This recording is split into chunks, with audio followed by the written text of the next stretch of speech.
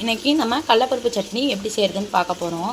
அதுக்கு தேவையான பொருள் வந்து ஒரு 5 ஸ்பூன் கடலப்பருப்பு, 5லேருந்து 6 பட்டை மிளகா, தேங்காய் ஒரு 3 சில்லு, தேவையான அளவு உப்பு, தேவையான அளவு எண்ணெய், 3 பெரிய வெங்காயம், 2 தக்காளி, ஒரு துண்டு இஞ்சி, ஒரு 10 கொத்து கொத்தமல்லி. வாங்க இப்போ எப்படி செய்கிறதுன்னு பார்க்கலாம்.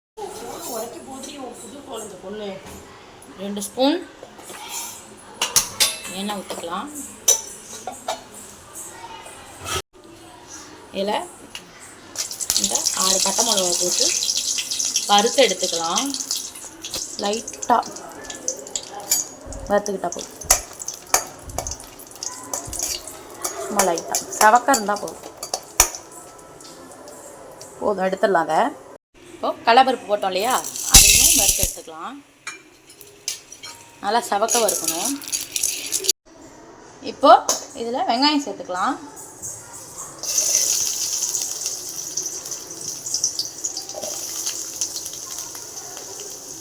ஒரு 3 வெங்காயம் எடுத்து வச்சுருக்கல, அதை சேர்த்துக்கலாம். இப்போது நல்லா சவக்க வருந்துருச்சு. இதை எடுத்துடலாம். இப்போது இதை நல்லா வதக்கிக்கலாம். இந்த உப்பு வச்சுருக்கோம் இல்லையா, அதை இதில் சேர்த்துக்கலாம். இப்போது இது நல்லா வதங்கிருச்சு. இப்போ இந்த தக்காளி சேர்த்துடலாம். தக்காளியை சேர்த்து இதையும் நல்லா வதக்கிக்கலாம். இப்போது நல்லா ஆறிடுச்சு. எல்லாத்தையும் அரைச்சிட்டு வந்துடலாம். இப்போது இது நல்லா வதங்கிடுச்சு. இப்போ அடுப்பு ஆஃப் பண்ணிடலாம். இதையும் வறுத்து வச்சுருக்கோம் இல்லையா, இதையும் ரெண்டுத்தையும் ஆற வச்சு அரைச்சி எடுத்துகிட்டு வந்துக்கலாம். இதோட நம்ம இந்த கொத்தமல்லியை சேர்த்துடலாம்.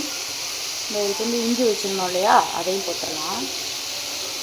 இந்த 2 கல் கீரி வச்சுருந்தோம் இல்லையா, தேங்காய், அதையும் போட்டுடலாம்.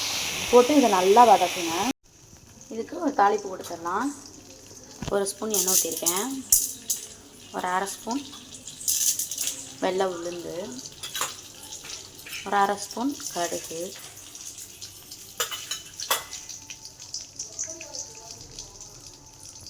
நல்லா பொரிஞ்சு வருது. அதில் கருவேப்பிலை போட்டு கொஞ்சோண்டு பெருங்காயத்தூள். இப்போ தாளித்து வச்சுருந்தோம் இல்லையா, அந்த சட்னியை அதில் ஊற்றி கொஞ்சம் தண்ணி ஊற்றி மிக்ஸ் பண்ணியாச்சு. இப்போது நம்ம சட்னி தயாராகிடுச்சு. நீங்களும் வீட்டில் கண்டிப்பாக ட்ரை பண்ணி பாருங்கள். நம்மளோட வீடியோவை தொடர்ந்து பார்க்க சப்ஸ்கிரைப் பண்ணிக்கோங்க தயவுசெய்து. வாருங்கள், அனைவரும் உண்டு மகிழ்வோம். நன்றி.